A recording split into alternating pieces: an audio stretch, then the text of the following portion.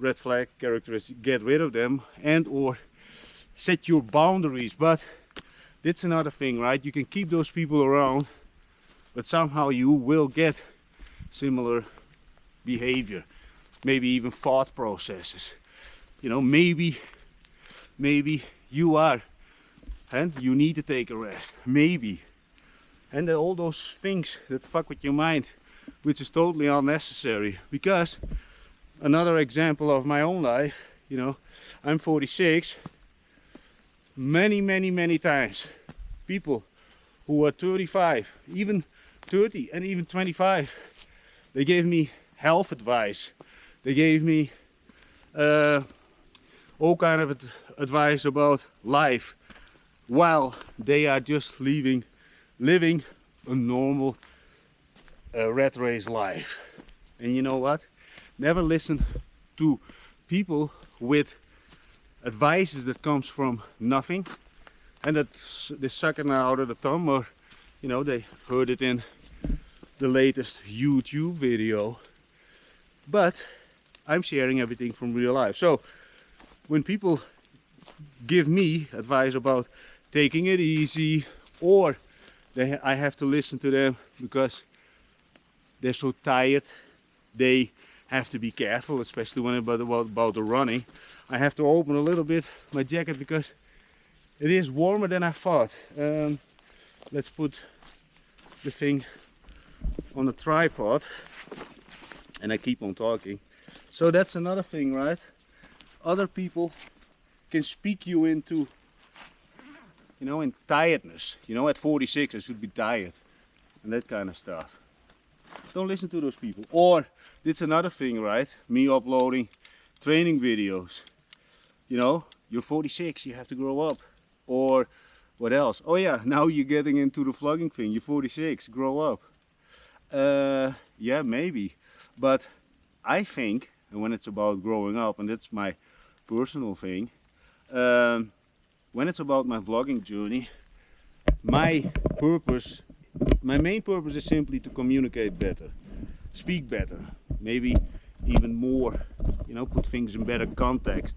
But the thing is, the only way to do this, you know, is simply by doing it. And I'm already doing hundreds of vlogs. I'm now recording myself, so the thing is I don't have to hold it, because I actually want to put on a t-shirt or do a little bit of drink, but in the meantime, just continue. So, you know, when you listen to people saying that they're tired constantly, another thing. Oh, I mentioned this also in another one. A young guy, 22 years old. I will have to say young. Multiple times he told me, I'm tired. The thing is, if you really look at some people, their behavior, you can actually dissect their daily routine in a finger snap, because hey, you can see the way they speak about stuff. You can see the glinster in their eye. You know, I look at a lot of body language when people speak about, I had important meetings. You know, who are you meeting? The president? I can see from your whole behavior that he would not even, you know, spend a single second with you. Also not with me, but I'm sitting with higher level, but also with, let's say, according to the normal people with lower level. And also when it's about this, people, again, in the past when I organized for the homeless people free drinks and all that kind of stuff, they also said, don't do it, don't do it. And the thing is, naysayers, you know, naysayers. There are so many situations actually when I think about naysayers. I'm actually thinking which one to choose. I talked about, no, don't, oh yeah, very nice one, I think.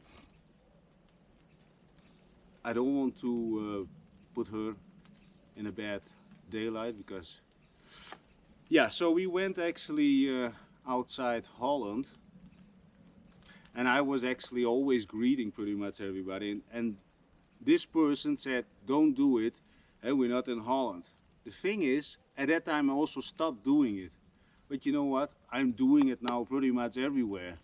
And the thing is, people do like it. People really like to talk with other people. It's true. Okay, not everybody, but if I would have listened and stick to it, and if I would keep that person around, I would probably still not talk with so many people as I do, and then maybe in the end, you know, would not fulfill my purpose in life. I want to communicate better. I want to communicate with a lot of people. So if I would have listened and stayed with this person, that's another thing, right? Then yeah, I would missed out so much stuff. And why again this red flag series? Simply, you're not gonna lose time. But now, when I say had this situation, you also not gonna miss out. And you know what? When it's about not missing out, it comes with a price, and that is simply heartbreak. The thing is, when it's about heartbreak, you know, the longer you stick with somebody from who you actually do know, let's say, and the little tiny red things that you think, oh, I do not agree with it, but you know, let's get along with the program. But the more you actually start accepting it, and because you are a couple, you know, more and more people start seeing you guys together. You get on holidays, you visit each other's parents and all that kind of stuff. And in my case, I don't have parents anymore.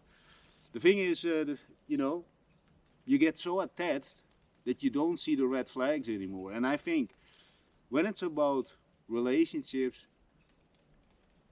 and that's why I probably also in general have, especially the last years, people with a very colorful life behind it, because they are willing to accept reality, admit mistakes. Okay, I had one last year, I ended one relationship because that was, she checkboxed all the check boxes of being a narcissist, but as very close to being a psychopath. And the thing is, a lot of people say my girlfriend was a, and my ex is a psychopath, she's a crazy bitch. The thing is, I'm not into this to, you know, to drop her in that kind of category, but, you know, I dissected her all the way, and, you know, she checkboxed at least the 10 of those to be a narcissist person. And, you know, when you have more than 10 points, and you're close to psychopathic. And that also, she expressed this by yeah, mistreating animals. But that's another story. The thing is, did I accept it? No. When I also walked away, was I happy about it? No, not at all. Because this is the thing, waste of time. What I see then, the positive thing, I kept my calm. So this is how I actually take the benefits from it. You know, I grew, and I proved to the universe that I can tolerate a lot of stuff. So I will be a better man for the next one.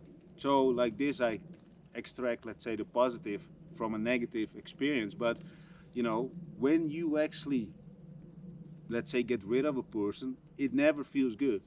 Yeah, a guy, a girl, and so I'm not saying gay, I mean a friend. There are a lot of situations that I actually set the boundaries, because my limit is now at the moment 2 lies and you're gone. I'm actually looking a little bit around because, as you noticed, maybe not, in one of my vlogs, and I was in another park. I'm also sitting now in the middle of the forest, but I don't think it's over here weird. But it was in a park, and there was all of a sudden a guy behind me who did weird stuff. And as you can see, I'm pretty much alone over here. Maybe I should start walking. I was actually planning to put on a shirt. So red flags. When you notice, let's talk about another one. People who mistreat animals. I think that's such a great red flag. I had employees. I knew he was hitting his dog multiple times. I knew multiple people. So one employee of mine, he also used a lot of drugs, I know. And yes, I hired a lot of the wrong people. Anyway, the topic is now, yeah, maybe drug abuse is also another thing. But I have my own, let's say, okay, people who hit animals. So I think like this. You buy the animal, you as the owner of the animal, hey, you need to provide it with a home, your food, and of course, let's say love and affection, and of course you need to correct it when it goes totally bananas. But there are limits, right? So